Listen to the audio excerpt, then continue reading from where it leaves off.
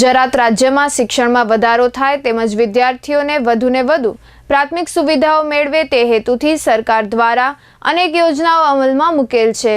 તે જ રીતે શિક્ષણ વિભાગ દ્વારા પણ અનેક યોજનાઓ અમલમાં મૂકવામાં આવેલ છે।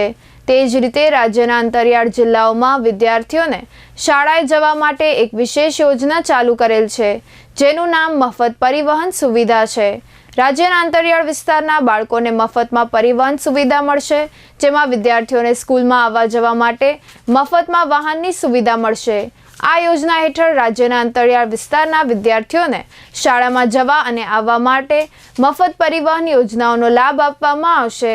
જિલ્લા પ્રાથમિક શિક્ષણ અધિકારી સંજય પરમારે ચંચળ ન્યૂઝ સાથે વાત કરી હતી। ખાસ કરીને સરકાર દ્વારા ચાલુ વર્ષે જુલાઈ માસથી શાળા પરિવહન યોજના એ લાગુ કરવામાં આવી છે।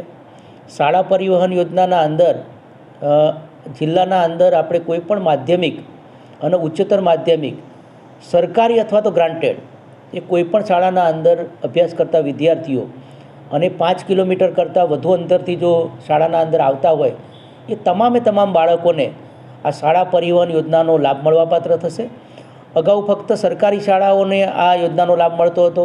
હવે જિલ્લાની ગ્રાન્ટેડ તમામ શાળાઓમાં ભણતા વિદ્યાર્થીઓને પણ આ યોજનાનો લાભ મળશે। અને ખાસ કરીને આપણે શાળા દ્વારા જે તે વાહન જે ગામના દ્વારા રાખવામાં આવશે એનું જે ગ્રાન્ટ ખરી અમે શાળાને આપીશું અને શાળા વિદ્યાર્થી દીઠ સરકારે નક્કી કરેલી જે રકમ છે એ મુજબ એની ચૂકવણી જે તે વાહન માલિકને કરશે। ખાસ કરીને આપણે 1 થી 8ની વાત કરીએ તો 1 થી 8ના અંદર પણ સમગ્ર શિક્ષા અંતર્ગત આ યોજના ચાલુ છે અને એના અંદર ટ્રાન્સપોર્ટ એલાઉન્સ તરીકે એને ઓળખવામાં આવે છે। એટલે 1 કિલોમીટર પ્રાથમિક વિભાગના અંદર 1 કિલોમીટર અને ઉચ્ચ પ્રાથમિક વિભાગના અંદર 3 કિલોમીટર દૂરથી જો વિદ્યાર્થીઓ આવતા હોય એને ટ્રાન્સપોર્ટ એલાઉન્સ અંતર્ગત આ યોજનાનો લાભ મળે છે।